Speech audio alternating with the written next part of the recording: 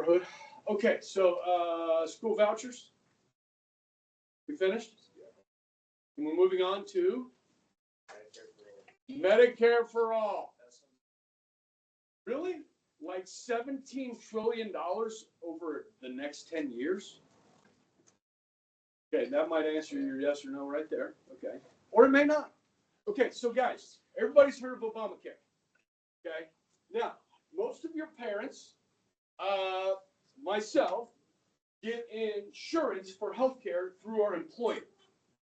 Okay. Now, this is the thing about insurance. Insurance is middleman.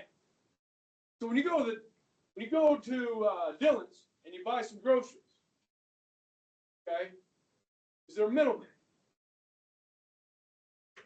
Well, yeah. I mean, the farmer grew the food and then they give it to Dillon's and they're the middleman. They're selling it. Yes? So you have the employees at Dillon's that you got to pay. You're not buying directly from the farmer. So there's a middleman, which makes your groceries more expensive. Yes? Okay? If you call a plumber or an electrician, is there a middleman? No. But if a plumber or an electrician, these are professionals. They had to do a lot of training to become plumbers or electricians. You're going to pay, it's $200 for them to walk into your house. Whether they're for 5 minutes, whether they're there for an hour. $200. Okay? There's no middleman. So if you go to the doctor, I go across the street to the West Wichita Family Physicians. And you guys go over there? Yeah, I love it over there. Okay? But what I like even more is Rock Road Immediate Care. Okay? When I'm sick and I just want to go in and see a doctor, I don't even usually see a doctor, do I? I see a physician assistant or a nurse practitioner, yes, who's pretty well trained, all right? And they look at my throat, I got fever, and they give me a prescription. Yes? Now, my insurance is going to cover that, but I have a deductible. Yes? Does everybody know what a deductible is?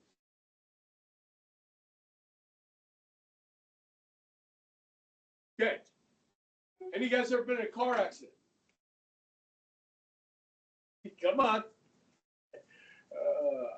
I could say something on that. Okay. Megan, what kind of car accident? You got hit and run? Was it your fault? Okay, so your insurance company is going to pay for the damage to your car. But if you have a $500 deductible, first $500 to repair your car is coming out of your pocket. That's your deductible. Anybody cause an accident in here? There you go, Reed. There you go, Isaac. Okay, so your insurance is going to protect you, but you're going to have to come up with a deductible. Okay, now, if your deductible is $5,000, should your insurance premium be lower? Because chances are you're not. Now, was the damage more than $5,000? Huh? My car was worse than his. Okay. Well, your insurance can pay for both of them, yours and his. Yeah. Okay. So if your deductible was $5,000, your payment should be lower. Same thing with health insurance. Okay. So with health insurance, a lot of times your deductible is $1,000 a year. Okay. So your family insurance policy that covers your family, because mom and dad can cover the kids until they're 26. Okay. So I have 4 people. We have 4 people on our insurance policy. Okay. It's $1,000 deductible for each person on that. So if I don't go to the doctor the whole year and I don't use any insurance, I pay the whole year. The insurance company's doing well. Yes? They're going to use that money that they're getting from me to pay for other people that are using their health care. Yes? So generally, young people in their 20s and 30s don't get really, really sick. Okay, some people do get cancer young. It's rare. Young people tend not to get heart disease, right? That's the #1 killer in America is heart disease. Okay? The average American will spend more on health care the last year that they live than the entire rest of their life. Think about that. You'll spend more on healthcare the last year of your life than the rest of your life combined for most people. Because that last year of your life is generally when you get really sick or something really bad happens and then you die. Does that make sense? Okay, that's the most expensive year of healthcare is the last year on average. Okay, now if you got in a car accident and you got really hurt badly, you had to be in the hospital for months and you're 18 years old and you're spending a lot of money as an 18-year-old. Okay, have any of you guys in here ever had a surgery? Okay, that was expensive. Now, depending on what kind of surgery, the expense. I've had one, I'm 56. I've had one surgery in my life. I had hernia surgery about 15 years ago. Okay. Now, when I was a kid, I did get pretty sick multiple times. So I was in the hospital. So,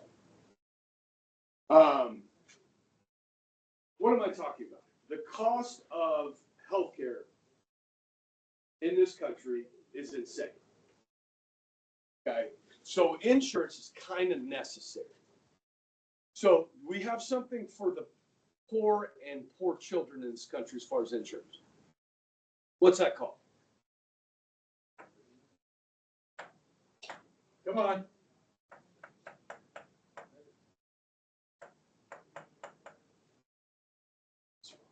This is for poor people and poor children under the age of 65. Okay? Over the age of 65,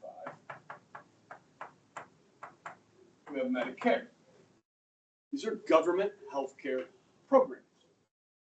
The other government health care program we have, called the VA. Where are your people? March for Life. This is an honors class, seniors. Oh, I know it's an honors class. Well, Brendan's in here, so is it an honors class? Oh. Whoa! I'm just joking. I'm just teasing him. Brendan is He one of tries my so- consistent, most He tries consistent so hard. students that I Bless have. his heart. Bless his consistent. That's a good word. That's like saying she has a good personality. That's a joke, Brendan. It's a joke. Yeah, Okay. he knows. Okay. All right. You guys heard of this? Bob Dole? Bob Dole VA Hospital? So if you want to look at government health care, you can look at this. Okay? So these are some examples. Now,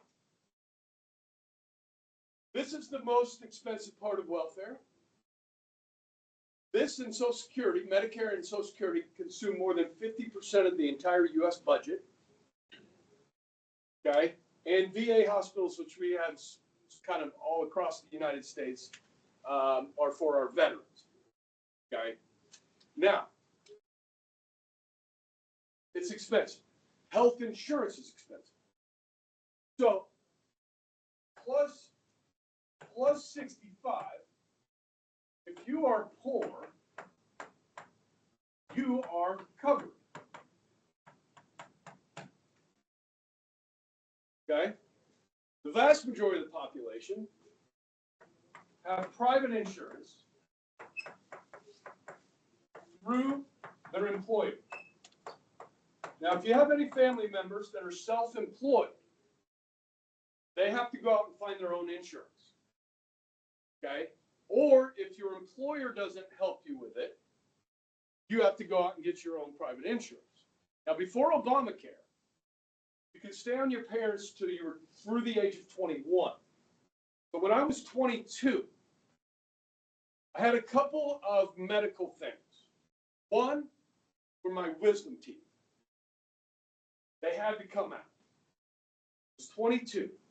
I had about $2,500 in my savings account. I had moved to Louisiana to be with my future bride.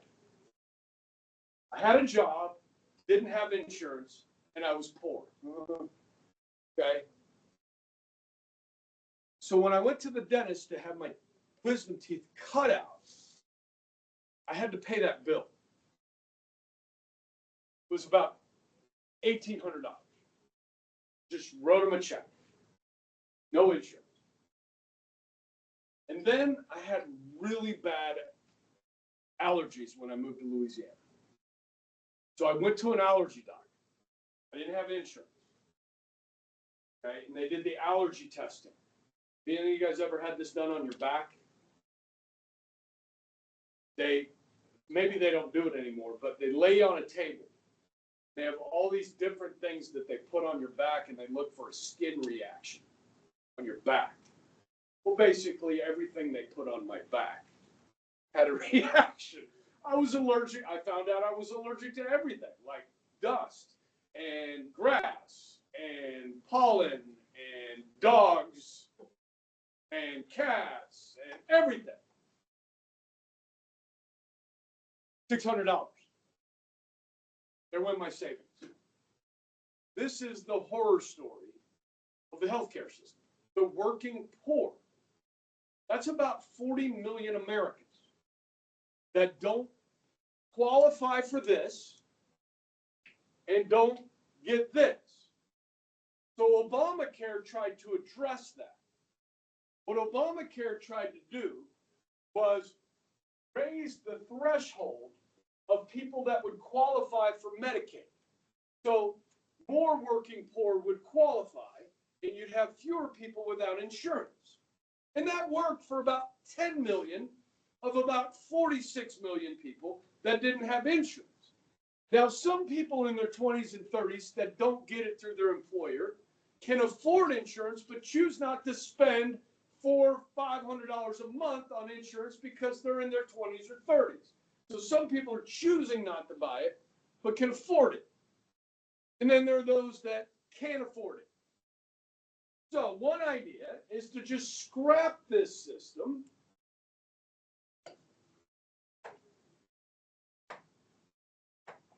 scrap it that way, and use what's called a single payer system, or Medicare for all. The single payer is the government. So no longer would you get insurance through your employer. Instead, you'd save that money and you'd spend it on taxes. So everybody would pay more in taxes, and then the government would pay for everyone's health care. A single payer, universal health care system. They do this in Canada. They do this in Britain. They do this in Denmark, Norway, France, Europe. They do this. We don't. Now, in France, they have universal coverage for all the people. However, if you can afford it in France, you buy private insurance. So two people show up at the doctor in France. One has government insurance, one has government and private health insurance. Who's going to be seen first by the doctor in France? The person with private insurance. See, here's the thing. Medicare and Medicaid, they're run by the government. They tell the doctors how much they're going to pay for the services. The doctors don't tell the government how much. Now, the doctor's going to say, we charge this much for this procedure. And the government says, okay, you're charging us $100 for this procedure. Here's $60. And the doctor's going to say, what? No, it was $100. The government's going to say, here's $60. Because it's the government. So some doctors, you can look around, some doctors will accept Medicaid patients. Some doctors don't take Medicaid patients because they can't make a living on Medicaid patients because the government doesn't pay enough for the services. Follow me. So this has broad impact on the system. Now, the healthcare system in the United States consumes about 1/6 of the total U.S. economy. The insurance companies are the middlemen. The government is the middleman. Okay? You know what I say? Let's get rid of the middleman. And let's pay doctors for the services. Let's have insurance for catastrophic issues, not for common cold issues.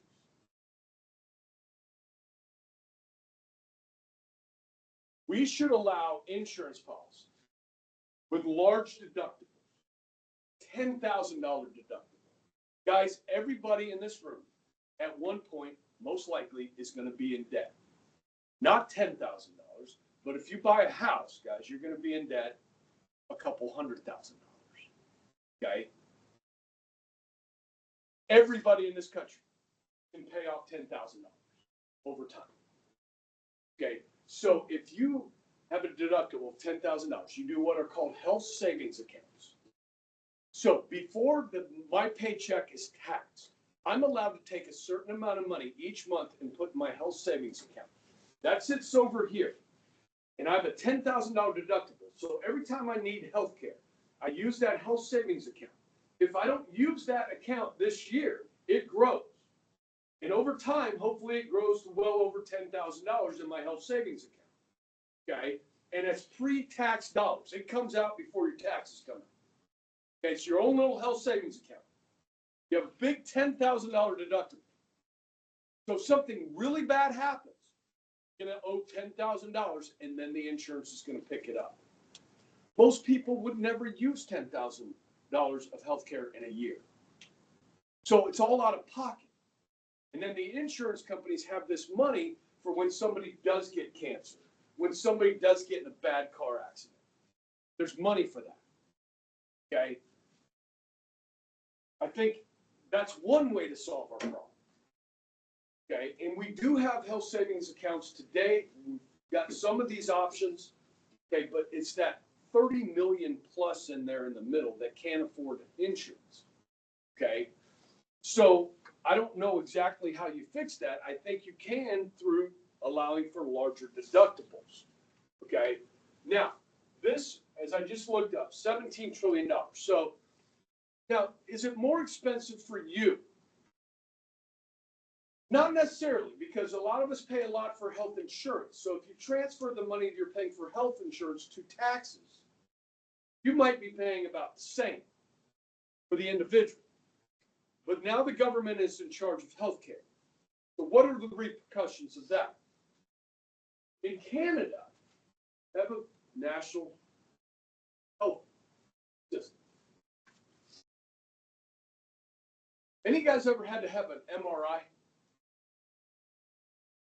Okay, I got 4 of you. Okay, can you remember how long it took from the time the doctor said you need an MRI, I'm going to order you one, to when you actually got the MRI scan?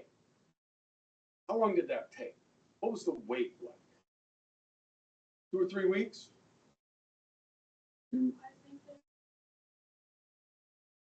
Immediately. Like days. Couple days? Week? Okay. Guys, there are more MRI machines in the state of Kansas, where there are 3 million people, than in all of Canada. Okay, see, in the United States, under our healthcare system, if you have enough money, you can go out and buy an MRI machine. Put a building on Northridge Road. Put a sign out that says MRIs are us. Okay? Make business cards. Go around to all the doctors in Kansas and say, hey, if any of your patients need an MRI, send them our way. We'll get them in. You can do that in America. In Canada, the government determines how many MRI machines there are. And the government has a budget. Okay? And if they don't have enough money to buy more MRI machines, they don't buy them. And so when you need an MRI in Canada, how long does it take to get the MRI? 6 months. Well, by then, what the heck? So guys, The waiting periods in Britain, in France, in Canada are long because everybody can go to the doctor for free. And when you can go for free, guys, guess what? People go.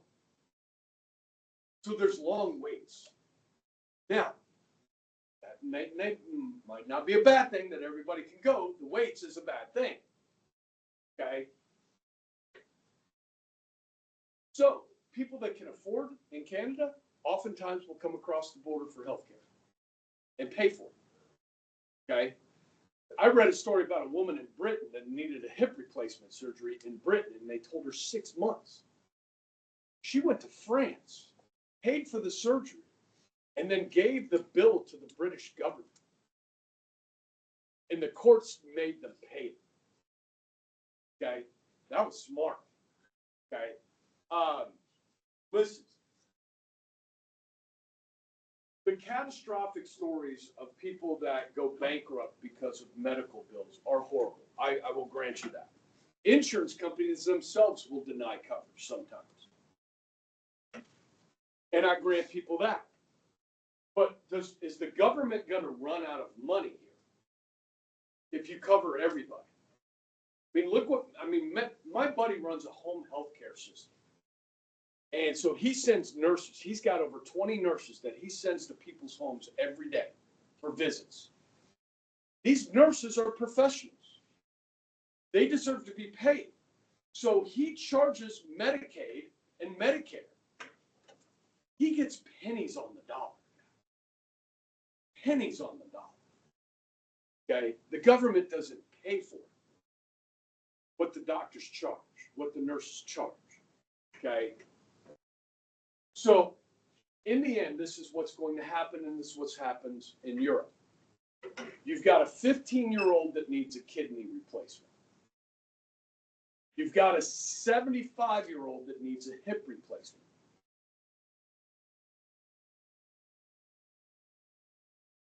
You only have money for one.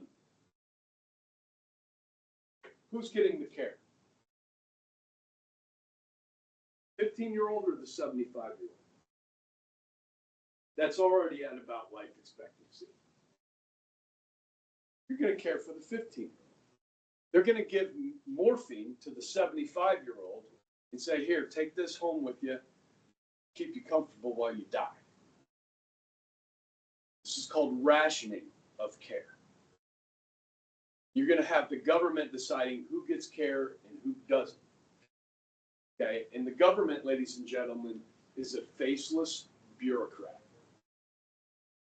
Okay? Now, the insurance companies can be faceless, inhumane people as well. There's no perfect system. Okay? So I want you to think about it this way. If you feel like healthcare is a right, that everybody should have coverage, then you want this, but understand the repercussions for this, that it's going to cost an insane amount of money, it's going to cause delays in care, and eventually rationing in care. But if you feel that's the right thing to do, then you want to say no on this. If you feel like the system is broke, but we have really good health care, I mean, the quality of care in this country is amazing. I wouldn't want to be in any other country sick than here. Can we try and create better ways to create access to healthcare using the private model? Okay.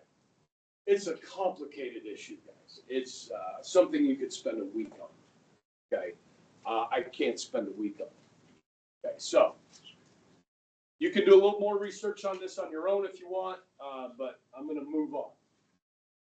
What am I moving on to? What's the next one? Gender transition. Oh, yeah, okay. Opposed gender transition of minors before the age of 16. Okay, listen, this is an issue today. This is a real issue that legislatures across the country are dealing with, okay?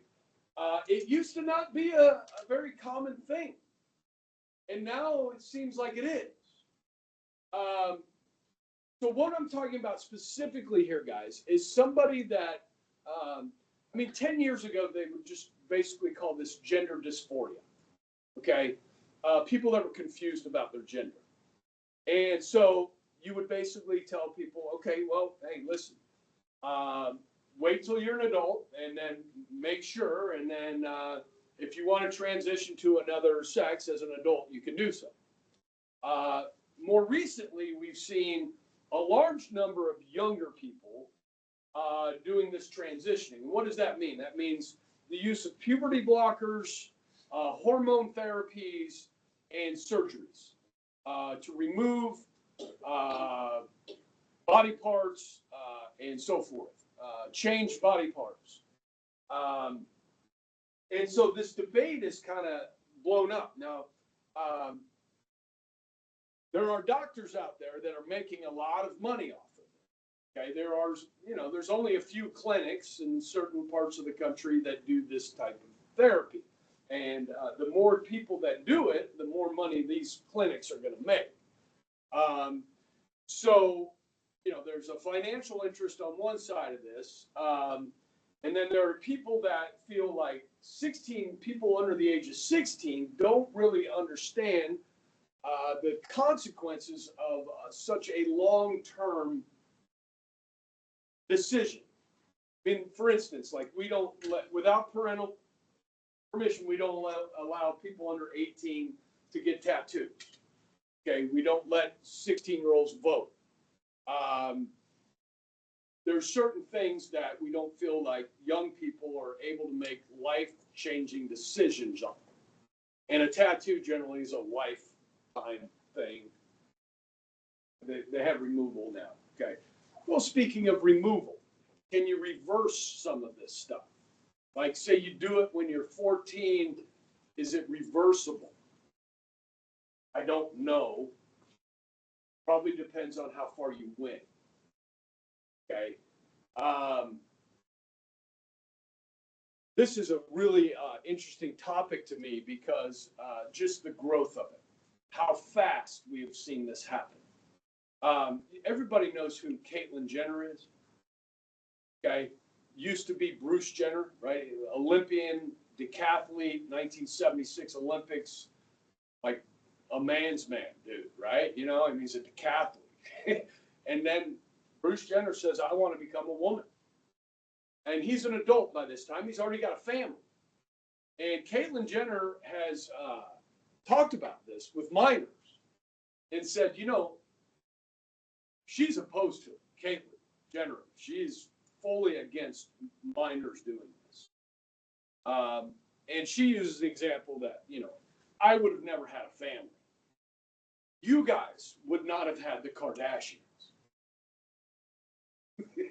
Had Bruce transitioned as a teenager. Okay. Think what you would have missed out on. Okay. I'm kidding around. But seriously, I don't know. Is this something we allow minors, young people? I've read a lot about this. I've listened to a lot about this. And some people believe, and you can disagree with me, but some people believe that young people that are confused about their gender like this, oftentimes some of them will grow out of it, and then some of them will just realize that they're gay when they get older. That they're not actually transgender, they're just gay. And I think social media has played a role in this. Listen, guys, high school, middle school, this is tough for some people. Okay, it's probably been tough on some of you. My first 2.5 years of high school, I did not really enjoy it all. My last 1.5 years when I moved to Florida were much better. But my first 2.5 years, even in middle school, I had a pretty good friend group, but these were not easy years for a lot of teens. And it's confusing and it's hard, and we're easily influenced as teens. To talk about peer pressure, okay? So now with social media, like you're at a school and you don't really fit in, and And then, so you look for somewhere to fit in, and then there's this group online, and you feel like, I fit in with this group, and they're doing this, and I think that has played a role in just the sheer number of people that have, done these sorts of things. Because we haven't seen it before. It's not something in the water, okay? So I don't know. You guys probably have opinions on this. I don't think we know the long-term effects of puberty blockers and hormone therapies like this on young people. We don't fully understand what's reversible and what is not. There are people that transitioned as youth that regret it. Not saying all of them do. And, I can't pretend to understand somebody that feels like they're in the wrong body. I have sympathy for those folks, and I don't feel like they should be ostracized in society or hated or bullied or anything like that either. So as Christians, guys, I think, you got to look at human beings, okay? Everybody's a human being. They might be different than you, but they're still human beings. So I just keep that in mind as you think about these things. But is this something somebody that's, what do I have, 16 on there? Before the age of 16 should be doing in this country, or should we create laws protecting them from themselves in these types of cases, where their parents or their peers protecting them from outside influences on this? You say, no, you're going to have to wait. Okay, we're not going to let doctors do this. Okay, so that one I think you guys can probably answer pretty good. How much time we got?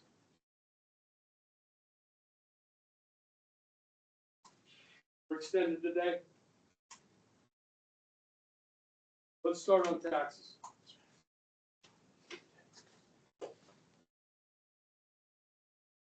I pulled up some tax information here.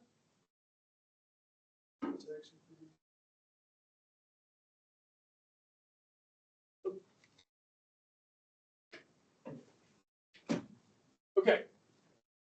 This is the tax brackets as they sit today at the beginning of 2025. These include the tax cuts from 2017 that Trump signed into law. This number for the wealthiest was 39.6. Trump lowered it to 37. This one was higher, it got lowered. This one was higher, it got lowered. This one was higher, it got lowered. All of these got lowered with the Trump tax cuts. All of these went down, okay? Not just the rich, okay? Now, this is for single people. This is you. How many guys have jobs working right now? Okay, so you guys are going to fall in here or here most likely. I don't think anybody in here is making over 47. If so, good for you. Okay, you're almost kicking my ass. All right, so probably in here somewhere. Okay, so 10%, 12%. Now, guys, this does not include your 6.2% for Social Security. This does not include your 2.4% for Medicare. Okay, so you're going to add 6.2 and 2.4 here. Okay, it's not obviously include sales taxes that everybody pays when they buy things. Okay, so if you're this person here at the 10% level, you're at 18.6%. Okay. Then you got to add in your Kansas state income taxes, okay? You're either going to be paying 3% or 6%, okay? So most of these people down here are paying 6%. Most of these people here are paying 3 or 4%, okay? I think it's 4%. Okay, so you get there, you got to add that in. So you got your 10 plus 18.6, 22%. So not crazy for the poor there. And then the federal income taxes that you're paying here, this 10%, a lot of you are going to get back in your refund. Okay, if you're working poor, you might even get the earned income tax credit, which is that extra check they send to you, like I got when I was 22. Okay, now Okay, so this is married filing jointly. Okay, so you can see the tax bracket here. Okay, my wife and I fall into this 24% tax bracket here. Okay, and your families are somewhere in between on all of these. Okay, head of household, most people don't file that way. Okay, so. Oh, that's the same one. Okay, so you see where we're at. Okay, so the rich, a single person making over 690 pays 37. A married family, 730 pays 30. That's the top tax bracket. Okay, now let's break this out. Who pays these taxes? Okay, so let me scroll down here. Okay, you guys know, you've heard of this, top 1% of Americans. Top 1%. That is 1.5 million people. The top 1%. Okay, they pay, the average tax rate that they're paying is 25.9. Now, wait a second, it was 37, right?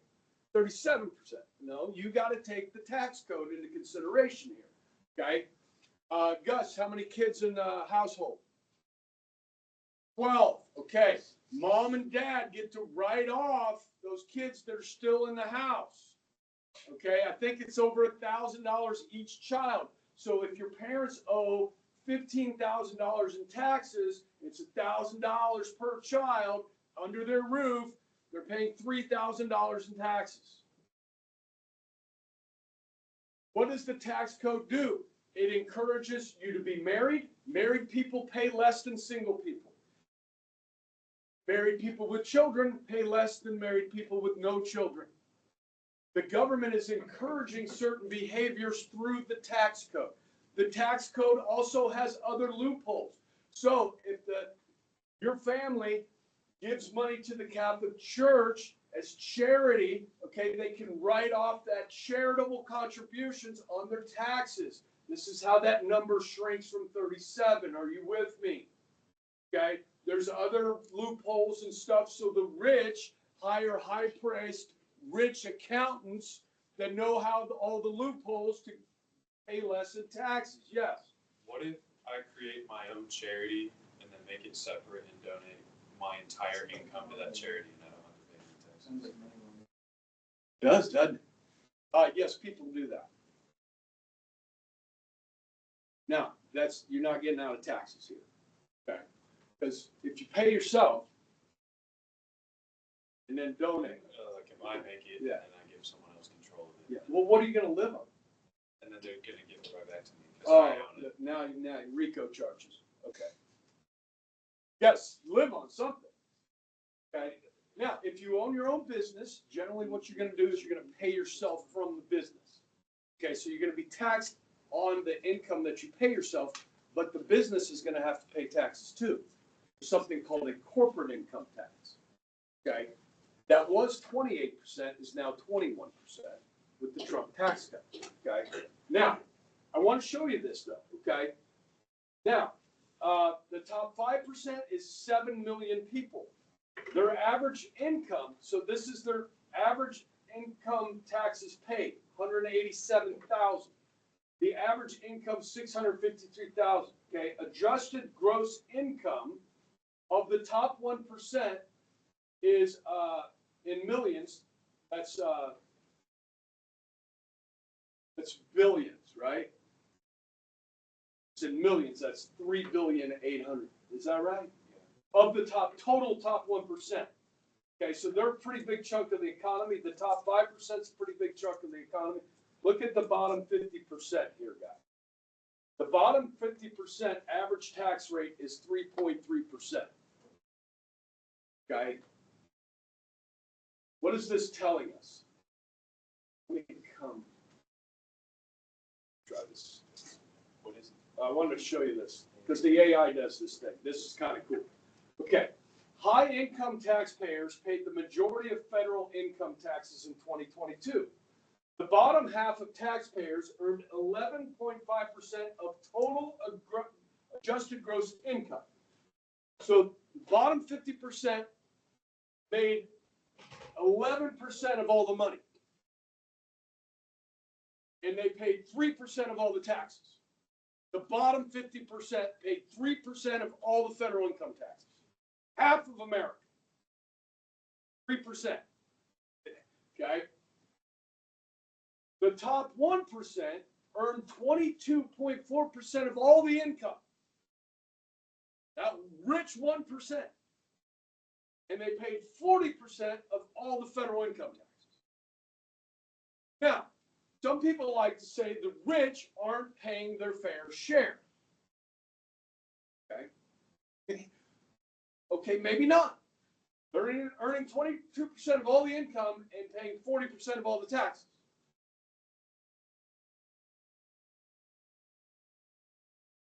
Some would say that's a fair share. Some would say it's not. Okay? So, income tax paid in millions. Okay? Top 1%, top 5%, top 10%, top 25%, top 50%. Okay? Total share of income taxes paid. Top 1%, 45% of all taxes paid. Top 1% paid. Almost half. Okay? The top 5% pay 65% of all the federal income taxes. Top 5%. Top 10%, 75%. So the bottom 75% of Americans pay 25% of all the income taxes. Are the rich paying their fair share? I don't know. Maybe you want them to pay more. Okay? So the Trump tax cuts are set to expire this year. So this is one of the things they're going to try and get through Congress is to make the Trump tax cuts of 2017 permanent. Otherwise, all of these brackets are going back up. Okay? This is going to 39.6. This is going to 36 point something and so forth. Okay? These won't go up a lot, but they'll go up. Okay? And again, the rich will continue to pay the majority of the taxes in this country. Okay? That's called a progressive income tax. Okay? Now, that's just the income tax. Let's talk about the corporate tax. Okay?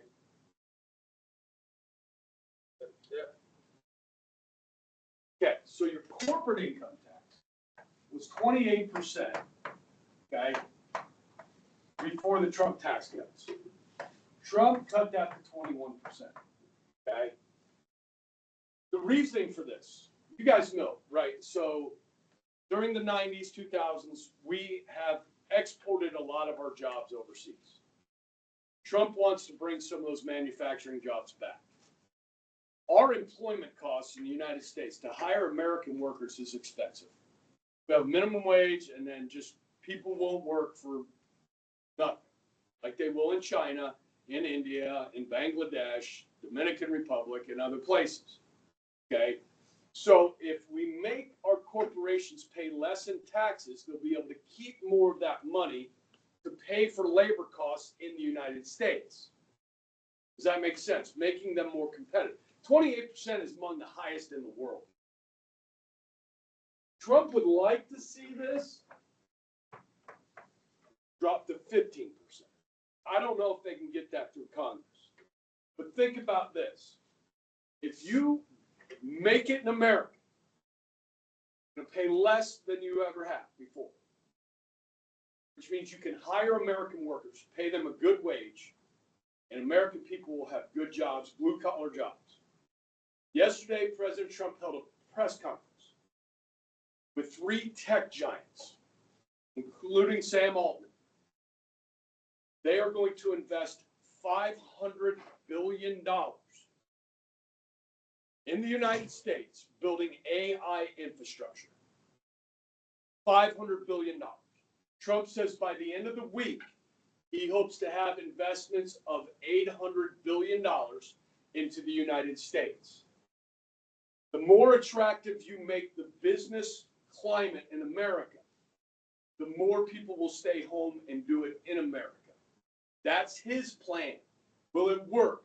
These greedy corporations that are making billions of dollars and paying only 15% in taxes, those greedy sons of guns. That's the other side. But before you say that, remember that these greedy corporations, small businesses, big businesses, they're the largest employers in the country. If they're making more money, they're hiring more people, and you have more taxpayers if you have more employment. And the more people make, the more they pay in taxes.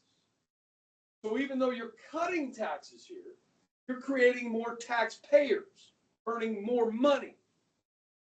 So even you're cutting taxes, you're raising revenue. Okay, that's the idea here. There is also something called capital gains taxes. Okay, the easiest way to describe this, obviously, is like flipping a house. You buy a house that's dilapidated for $100,000. You sink $30,000 into fixing that place up. You got $130,000 in that house. You turn around and sell it for $150,000. You get a $20,000 profit. That is a capital gain. Okay. Now, depending on how much you earn, will determine what your capital gains tax is. So the rich pay a higher capital gains tax. What is the current capital gains tax?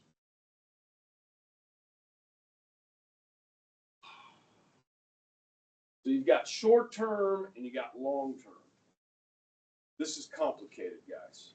I know what they are.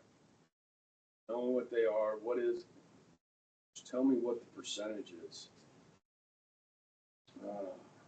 So like your 401ks, that's invested in the stock market. When you get that money out, you have to pay capital gains taxes on it. Okay.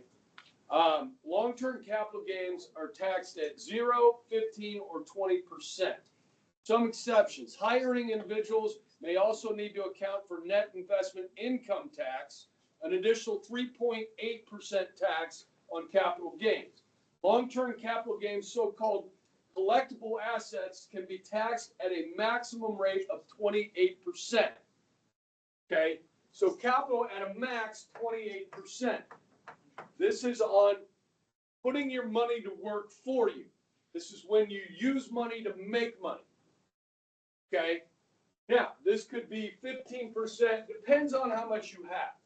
So the higher the capital gains tax, the less people are going to want to risk their money because the returns are going to be less because of the higher taxes. The lower the capital gains rate, the more people are willing to risk putting their money to work for them because the returns will be higher. High risk, high return. Does that make sense? Okay.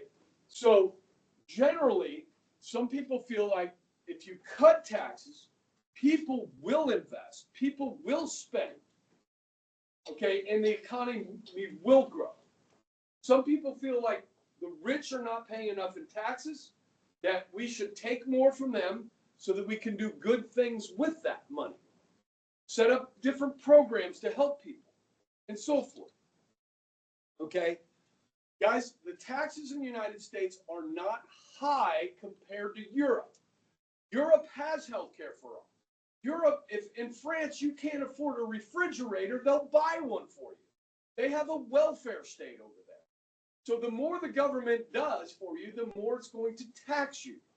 The less the government does for you, the less it needs to tax you. It just depends on what you want. What do you want?